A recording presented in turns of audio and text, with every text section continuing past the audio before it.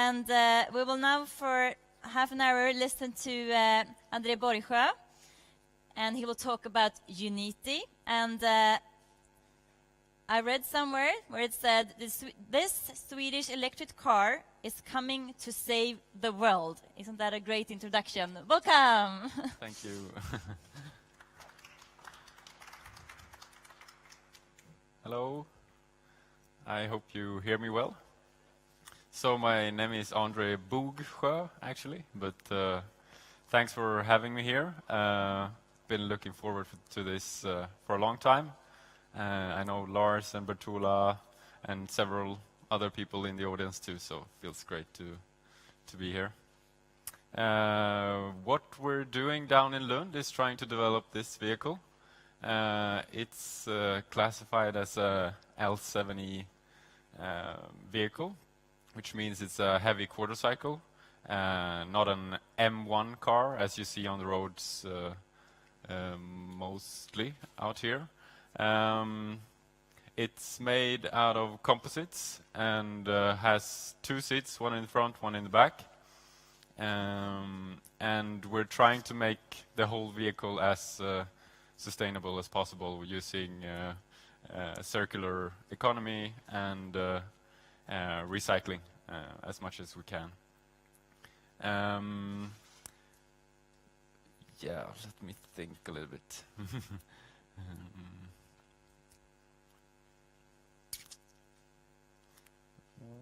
I'd like to go back a couple of years. I was studying in LTH down in Lund, and after graduating started working at an innovation office at the university, and quite early on during that period I met Louis Horn.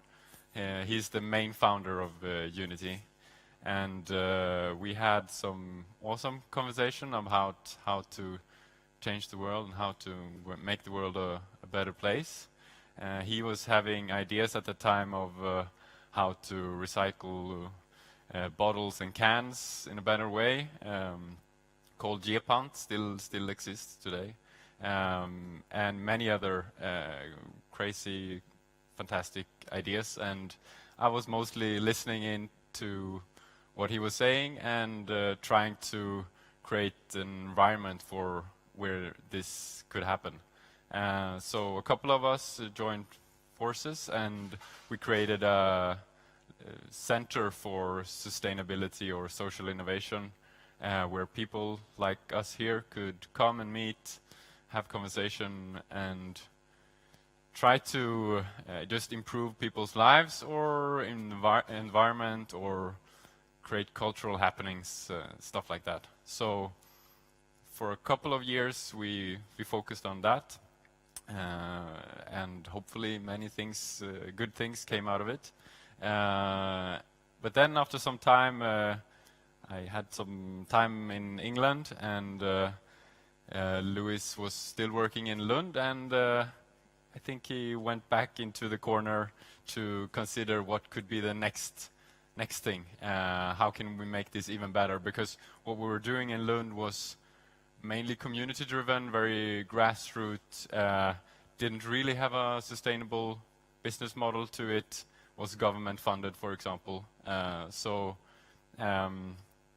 having some time off, I think, made us all realize that we can build something that is hopefully sustainable for the world, but also has a sustainable business model to it.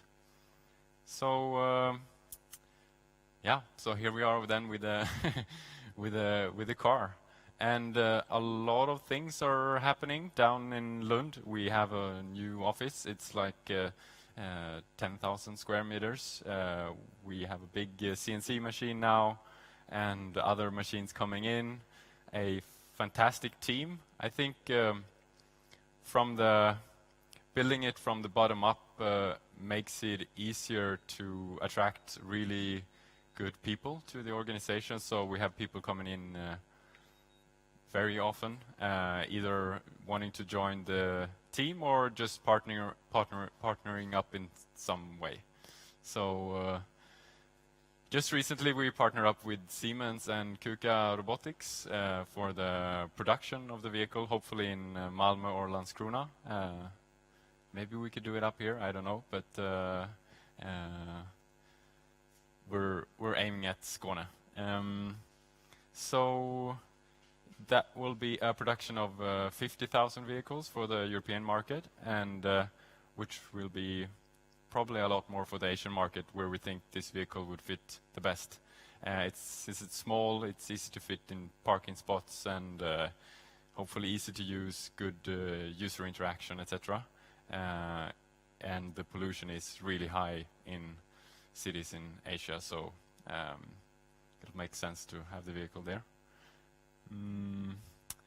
And 50,000 vehicles. That has been based out of numbers also we received from other actors.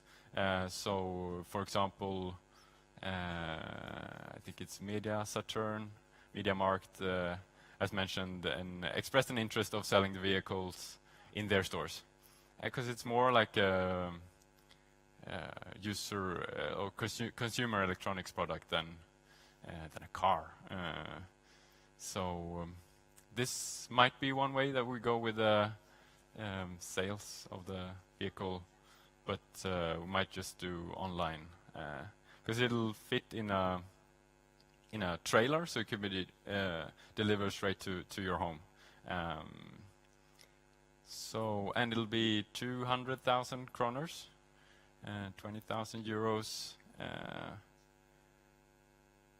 We had to come up with some numbers, so that's a good number. No, but we think with there are several vehicles that are in this category. They're a bit smaller, also cheaper, but this one will have nice technology and easy to use, so it will be a premium car in this small vehicle category. That's the price. So yeah, we have a lot of interesting technologies in it, but I think I'll leave that for another presentation. So yeah, that's about it. Thank you. Thank you. Let's see if the audience have any questions. One question I have is, I mean, this is great. This is great news.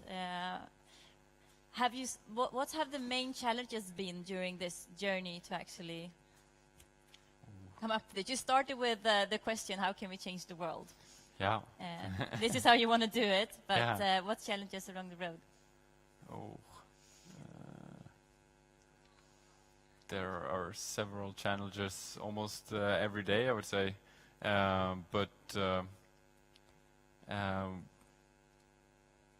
Yeah, because of this community-driven way of how the organization is working, I think it's all challenges are kind of overcome by the team or by partners or just collaborating and interacting with each other. So, yeah. Questions? Yes. When can we expect that the car is available for the market? So hopefully you can pre-order it now by the end of the summer when we reveal the prototype, and then deliver to you by end of next year. Wow, cool. Thank you.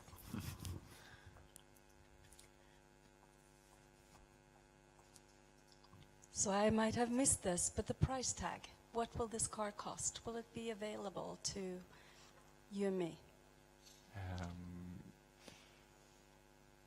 So it's 20,000 euros to 100,000 kroners. Okay. Yeah. Fairly priced. Yeah. You can start saving now. I have a smart electric, and in the U.S. it only goes 100 miles, so U.S. is huge, but it's worth it. Is this electric plug-in into a home? Is it similar to the battery of Tesla?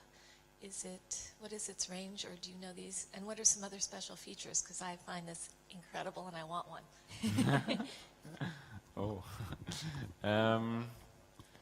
So The battery is much smaller than Tesla's, obviously, because it's a much smaller car.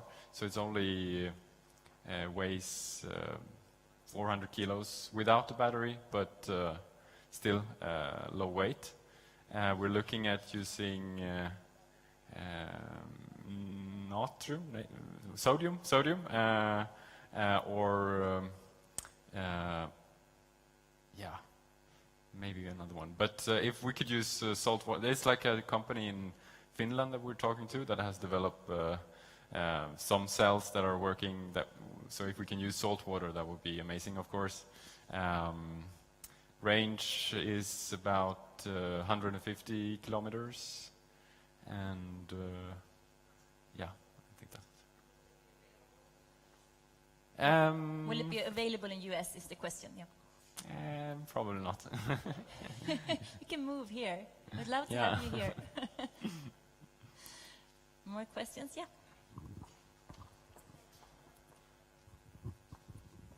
I'm wondering how the marketing plan look like. Oh, big question. No, we don't have a 50-page for that one. But it's been very built into the organization from the beginning. So we're using a lot of social media, for example, just showing everything that we do along the process. This is being recorded now probably by some people, but normally we even bring our own people that record what's happening. So people have been able to follow the journey, which kind of creates the demand in a sense. There was something more I had in mind. Social media. Yeah, so for example, the crowdfunding video, we did crowdfunding during the autumn, and we received like 12 million Swedish kroners, but we're aiming for 5 million, so in just 2 days or so we overfunded it. And the video there, for example, had the journey from the beginning, like how it all started, just sticky tape on the wall and a mess in the small room that we were in, to the stage that we were at then. So bring people along, and I think is this way that we're marketing our plan. I have some ideas. Cool. And I have another question. What's the dream? What's the ultimate goal?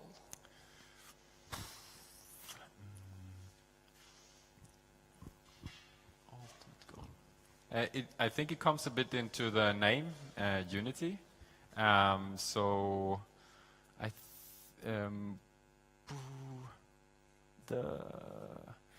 parts of the story of the Unity name is when an astronaut looks back onto the Earth and has this sense of unity of how we're all connected, we're all just one.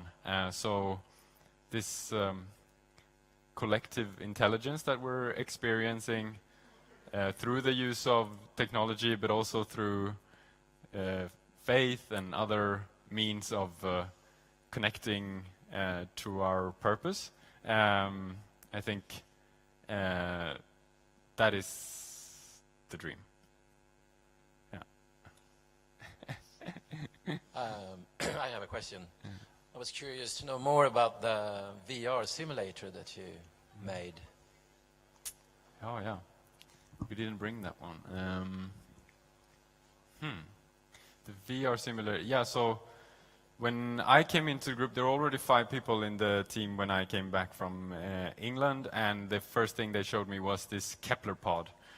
So it was one piece of frame that could serve as the inside of the vehicle. So one would sit in this frame and then have this steering mechanism that we've developed, and then you put on the VR headset and you test drive the vehicle.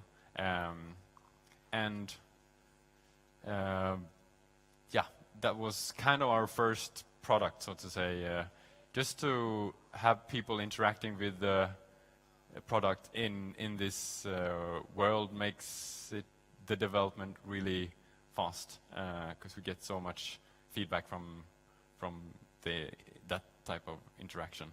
So we brought this. There's a lot of hacking and a lot of stress before we took it to CeBIT in Hanover. Was it whenever it was. So there we haven't even finished the Kepler pod when we brought it there. So we did during the first day of the conference, we were just putting all the electronics together, polishing the last bits of this frame, and I think even that created a buzz and was like an interesting experience for the visitors there. So now we use VR, still use VR. For example, we show how the vehicle could be sold in a consumer electronics store, or we test colors or designs or stuff like that.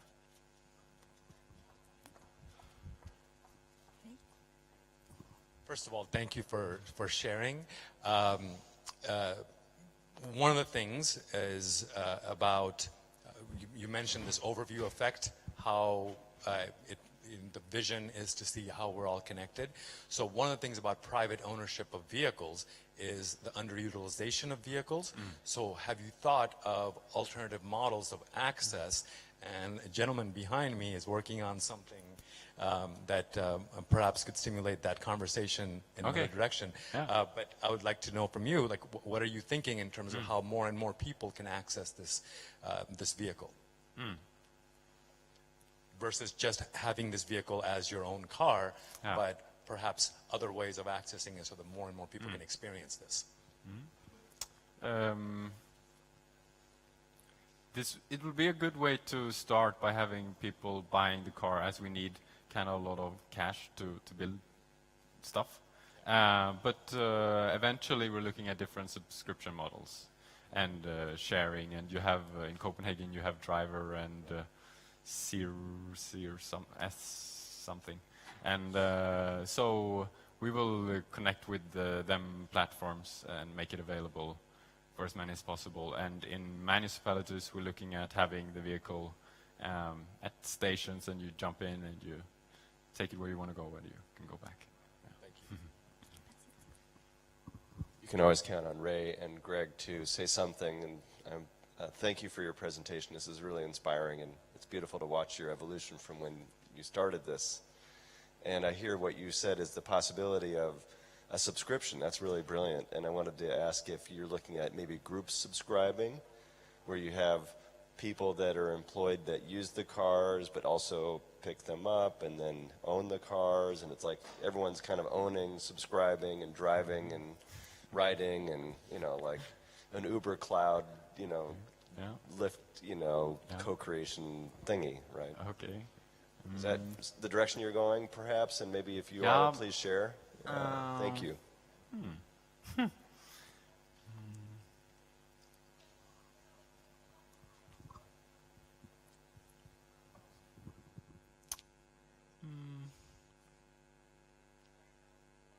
I leave that one for later, between you and me. Yeah. Any more questions? Okay, the question you started with, you wanted to change the world. Could you just sort of, perhaps it's obvious for us sitting here, but still, how will Uniti, this car, change the world? Oh, how will it change the world?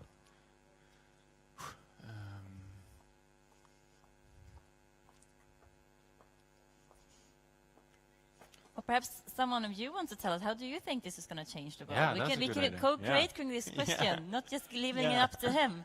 Do you think this car will change the world? I'll ask you guys, and you can think about your answer as well. Any ideas?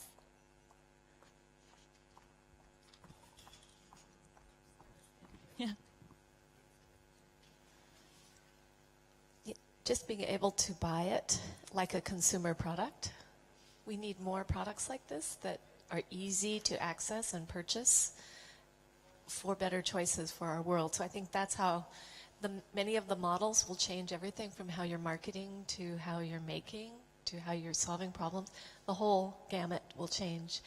People will imitate you, and then you'll have other products out there like yours. So that will be your problem in the future, but and you know that. But that right now you are creating a paradigm shift. So there's going to be an incredible ripple effect. Any other ideas how this may change the world?